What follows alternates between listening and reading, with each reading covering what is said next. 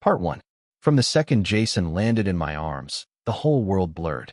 The hospital lights hummed above, but all I could really focus on was my son, just minutes old, wrapped up tight, and so small he barely felt real. I'd pictured this 100 times, expected pure relief, maybe a tear or two, a kiss for Rachel, that wave of gratitude people talk about. But instead, all I felt was an uneasy jolt, like I'd stepped into someone else's dream. He didn't look like me, not even a little.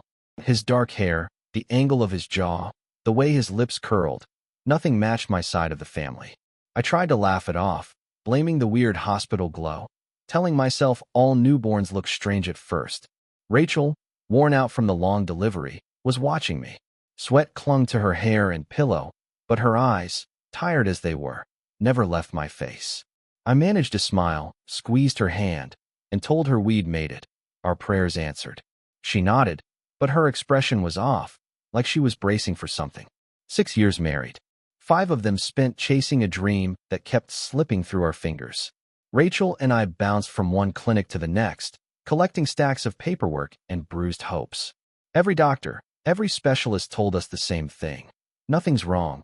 You should be able to have a baby. But month after month, nothing happened. Each time, hope crashed and rebuilt, leaving us a little more tired. About 3 years in, Rachel came to me wringing her hands, eyes darting. "Daniel," she whispered, "what about a donor?" The question cut deep. I understood immediately. She meant a donor's seed. No one had ever shown me proof I was the problem, but the question itself stung. More than anything, I wanted a child with her, a kid with my mother's eyes or my dad's stubborn jaw. The idea of raising another man's child made my skin crawl. I shook my head, tried to keep my voice calm. "No, let's just keep trying, Rachel. Something will work. We just need time." She stared at me for a while, but finally, quietly, she dropped it. Looking back, maybe I should have seen the warning signs. We went through the motions for another year or two, calendar tracking, appointments, endless cycles of hope and disappointment. Just when we were about to give up, Rachel missed her period. That morning, when the test turned positive, I fell to my knees, crying like a kid. For the first time in years, it felt like the universe was finally on our side. Pregnancy was tough, but normal. Rachel insisted on handling her appointment solo, always telling me work was more important. "It's just routine, no big deal." I felt guilty but went along with it, never guessing there might be something else underneath. When Jason finally arrived, his first cry cut through the room, and I thought everything had changed. But the doubts I'd buried started crawling back. At home, I threw myself into every fatherly duty: bottle feedings, diaper runs, sleepless nights. Rachel's face would light up when she saw Jason, but I noticed something else too: worry and a hint of distance whenever I held our son too long or studied his features. Jason's hair was darker, his ears didn't match mine, and every time I tried to spot a piece of myself in him, it slipped away. "Babies change," I repeated like a prayer, but the differences just grew. Eventually, people started commenting. Neighbors would ask, "Is he from Rachel's side?" or guess about his ancestry. Every time, I forced a smile, even as something twisted in my gut. Rachel became protective, sometimes even moving Jason away if I looked too closely. The thought crept in: had she used a donor after all? I tried to push it out of my head, but it stuck. If she had, why wouldn't she just say it? Maybe she knew how much it would wreck me. One night, I caught Rachel staring at her phone, fixated on a photo of an older guy with a smirk and thick, dark hair. When she noticed me, she snapped the phone shut fast. I acted like I didn't care, but it stuck in my mind. Could that be the donor? A few nights later, I was up at 2 a.m., rocking Jason under the soft night light, when a chill ran through me. In his sleeping face, I saw a trace I'd missed before, not from my family, not even Rachel's, but someone else. Someone from her past, her late ex-husband, Ethan, who died in an accident years before. She never shared details, just called it a painful memory. At first. Part 2. Scolding myself, I tried to brush off the thought. "Don't be ridiculous, Daniel," I whispered in the dim nursery. "Ethan's been gone for years. You're just being paranoid." Still, the echo of his face, those defined brows, that nose, clung to me, dredged up from a faded old photo Rachel had once shared. I'd never liked seeing her with Ethan, even in pictures, but he was out of the picture for good. or so I thought. Even so, my heart thudded with the possibility. Shaken, I put Jason back in his crib, his tiny chest rising and falling, and headed to the living room, letting the dark swallow me whole while my mind spun out. What started as a wild hunch became a private investigation. Every time Rachel left the house, I found myself rifling through drawers, digging through the attic, searching for anything that could quiet or confirm my suspicions. I felt like a lunatic, telling myself I'd come up empty and end up feeling foolish, but I couldn't stop. Eventually, in the furthest corner of the basement, buried beneath old holiday decorations and broken boxes, I found a trunk with a cracked lid. Inside, a stack of papers bound together with a fading red rubber band. What I found chilled me to my bones. Official forms labeled genome preservation, all dating back to years before Rachel and I ever met. The letterhead read Northwest Cryogenics and Fertility. The name on the documents, Ethan Anderson. Dates just months before his accident. My pulse hammered as I skimmed sections about posthumous usage, strict storage conditions, and, in bold print, release only to spouse or authorized partner. My hand shook so hard I nearly dropped the folder. It was all there, proof Ethan's seed had been preserved for future use, and Rachel was listed as the authorized recipient. It got worse. There were more forms, some marked after his death, and more recent ones, Rachel's name, visits to the cryobank, paperwork from while we were already married. Some appointments even lined up with the months we were desperately trying for a child. The realization hit me like a punch. Rachel had gone behind my back, used her late husband's preserved seed, and carried his child while letting me believe Jason was mine. My stomach lurched, my mouth went dry. Rage, disbelief, betrayal, it all crashed down at once, threatening to suffocate me. I wanted to scream, wanted to wake Rachel up and demand answers, but something kept me rooted to the spot, clutching the documents like evidence from a crime scene. After a few minutes, I forced myself to stuff everything into a plastic bag and stash it in my locked desk drawer, just in case. Part of me wanted to explode, to confront her right there. The other part, cold, calculating, knew I needed to gather every last piece of the puzzle first, to plan this out, to hit her with the truth when she least expected it. Jason's first birthday was just around the corner, only a few weeks away. I made up my mind. I'd collect all the proof, then drop everything on her in one final, brutal reveal. From that night on, every conversation with Rachel felt loaded. I knew I was acting off, colder, more withdrawn, but I couldn't help it. She'd tilt her head, ask, "Daniel, is something wrong?" I'd force a smile, tell her no, all while feeling the tension twist inside me. When she fell asleep, I'd open my laptop, combing through our finances.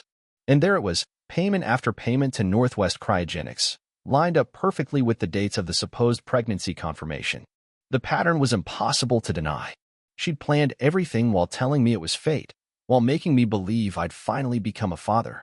I'd trusted her so much that I'd let her go to ultrasounds alone, convinced it was just easier for her. But now, I knew better. Sleep was rare those days. I'd stare at the ceiling, mind racing through memories, Jason's first smile, his first steps, the nights I held him close. Part of me still loved Rachel, or at least the woman I thought she was. But now, just looking at her made my skin crawl. Even worse, every time I looked at Jason, I felt a knot of guilt and loss. He wasn't just not mine. He was the son of a man I'd never met, a ghost from Rachel's past. Jason's birthday came with gray clouds and a forecast promising rain. Rachel kept things simple, just her parents, a couple of friends, and us. I got up early, packed every document, every bit of proof, into a black briefcase. I'd even booked a meeting with my lawyer for later that day. I was ready to sue for paternity fraud.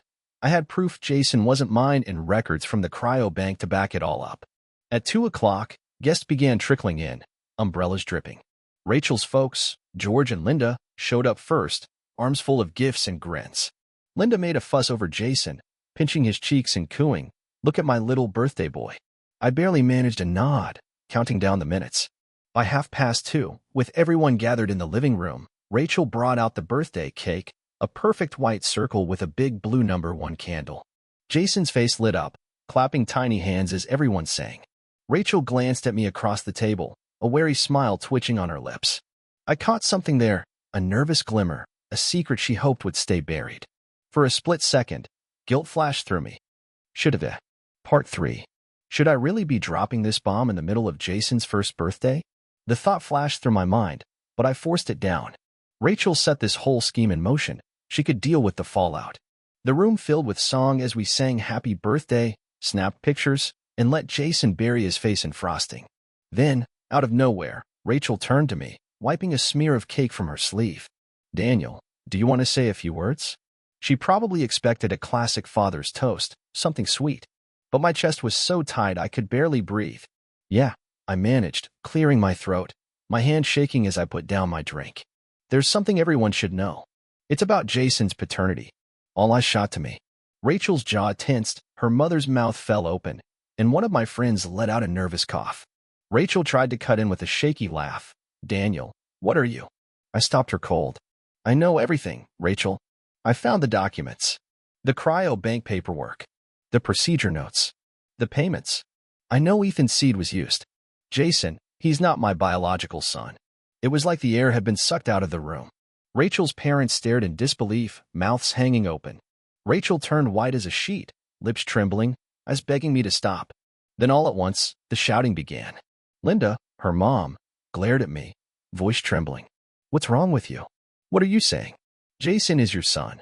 Rachel tried to take my hand, her voice wobbling. "Daniel, please, let's talk about this somewhere else. Not here. Please. It's Jason's birthday." But I was done with secrets. "No. Everyone deserves the truth." George, her dad, snapped. "That's enough, Daniel. You're not going to ruin this day with some crazy story." Without breaking eye contact, I pulled a folder from my briefcase and laid it on the table. "This is proof. Here's the contract from the cryobank, Ethan Anderson's name, signed off. The procedure date. Bank records showing the payments. DNA comparisons proving I'm not Jason's father." The guests gawked as I flipped through the evidence. Rachel looked like she might collapse. The tension was electric, everyone frozen except for Jason, who was blissfully smearing frosting onto Rachel's dress. George turned to his daughter, his face ashen. "Rachel, is this true? Tell me this is some misunderstanding." Tears streamed down Rachel's cheeks. Her words came out in broken pieces. It's complicated. I used Ethan's seed. I wanted a baby so badly, and Daniel said no to any donor. I didn't think he'd ever agree, so I made the decision myself." Linda let out a strangled gasp. "You used your ex-husband's semen? When were you going to tell us?" "Oh my God." She slapped a hand over her mouth, shaking. Rachel tried to wipe her tears, pleading with me. "I did it for us. For a family. It's not like I cheated. Ethan was gone. I just wanted a child with you, Daniel. I was going to tell you, but I was terrified you'd leave." I cut her off, disgust boiling over. "You let me believe Jason was mine for a year. You had me sign the birth certificate. You made me a father by law on purpose. That's paternity fraud, Rachel. We're finished." Rachel dropped to the floor, clutching Jason, sobs racking her body. "Daniel, please. We can work through this. Please. I just wanted a family with you." I shook my head, backing toward the door. "It's too late. The divorce is already filed. I'm suing you for paternity fraud. You tricked me into being responsible for a child who isn't mine. That's it." Rachel's mother blocked my way, hissing through clenched teeth. "What kind of man are you? Jason is your child no matter what. You raised him for a year. He loves you." George jabbed a finger at me. "If your side's broken, that's not our fault. You're still Jason's dad. Maybe your tests were wrong. My daughter did what she had to." Their words made my skin crawl. I clenched my fists so hard my knuckles popped. "Don't you dare question my manhood. Your daughter lied, schemed, and let me believe a lie. You can all get out of my house." George squared up to me, eyes blazing. "You walk out that door, we'll sue for child support. You think you can just walk away? That's still your son." My patience snapped. I took a step forward, my voice low and icy. "Try it. I've got proof of everything your daughter did. You'll get nowhere." He refused to move, so I shoved past him, sending him stumbling back. Linda screeched, and one of my friends jumped in to keep things from turning into a brawl. All around me, chaos reigned. Jason started wailing, Rachel was hysterical, and her parents kept shouting, but I barely heard any of it. I threw the door open wide, my voice ringing out over the noise. "Everyone out. Party's over." Her parents protested, hurling insults, vowing to sue me, but eventually the guests started drifting out, grabbing coats and glancing at me like I was radioactive. Linda glared daggers as she left, George cursed under his breath, and Rachel tried one last time to reach for me. "Don't," I hissed, shaking with anger. "We're done." She collapsed on the couch, hugging Jason as he cried. My entire body felt wired, every muscle buzzing as I pointed at the door again. Out. Now. Rachel's voice broke, her face streaked with tears. Daniel, this is our home. Where will? Part 4. This stopped being your home the second you chose betrayal over honesty. I spat, every muscle tight. Don't make me call the cops to get you out.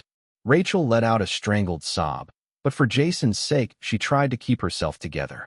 Still shaking, she snatched up the diaper bag in her purse, giving me one last, broken look before stepping into the pouring rain, clutching Jason to her chest.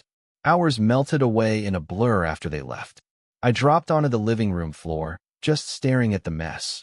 Jason's first birthday cake half-eaten, little crumbs and frosting smeared across the coffee table. My chest felt carved out, empty and raw. Part of me wanted to punch through a wall. Another part just slumped, staring at that single blue candle. My son's first birthday turned into the day I blew up my entire life. A part of me whispered she deserved it. Another part wondered how love could rot into this. I stayed there a long time, numb, until around 1 in the morning, my phone rang. One of my friends from the party. Daniel, you need to know, Rachel's in the hospital. Her parents say she had some kind of breakdown and fainted. I clenched my jaw, all sorts of emotions fighting for space. Anger, guilt, pity. What hospital? I managed to ask. He told me, then hesitated. Look, man, I know you're pissed. But maybe you should see her. This is serious. I'll think about it. I mumbled, then hung up. But I didn't go. Betrayal still burned too hot. Earlier that night, my lawyer had told me, you're in a strong legal position, Daniel. You've got everything you need to sue for paternity fraud. If you prove deliberate deception, she can't pin child support on you. I've got the documents, I'd said. So I stayed where I was, letting darkness close in, ignoring every call and message that followed. Each ring just stoked my resentment. The next morning, a thunderous pounding shook my apartment door. I yanked it open without even checking the peephole. George and Linda stood there, Rachel's parents, looking like they hadn't slept in days.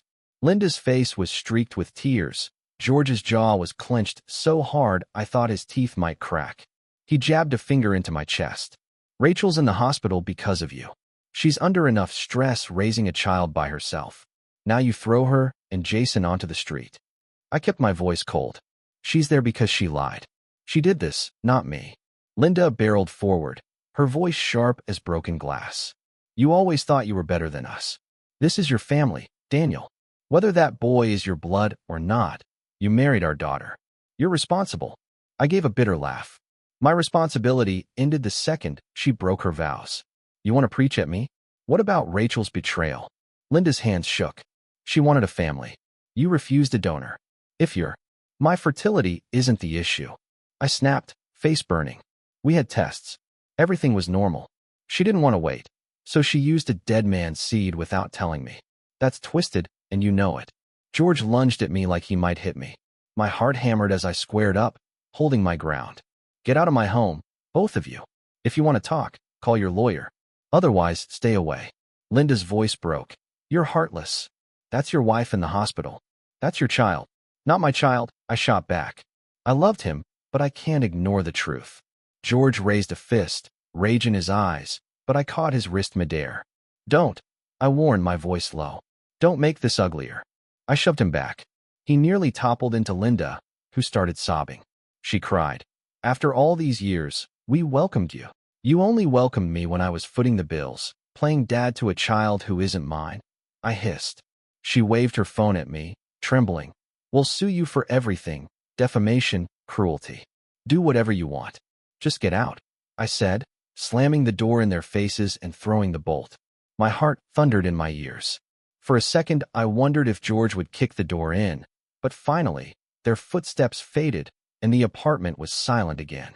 2 days later, while finishing divorce paperwork with my lawyer, I learned Rachel had been discharged and was living with her parents. My lawyer, Mr. Beckman, a methodical older guy, flipped through my evidence, cryobank forms, receipts, Jason's birth certificate. It's clear. We'll file for divorce on fraud and, if needed, adultery, he said. Best bet is a paternity fraud petition. Request a DNA test, though honestly, the cryobank records make your case strong. If Rachel fights it, We'll subpoena the clinic.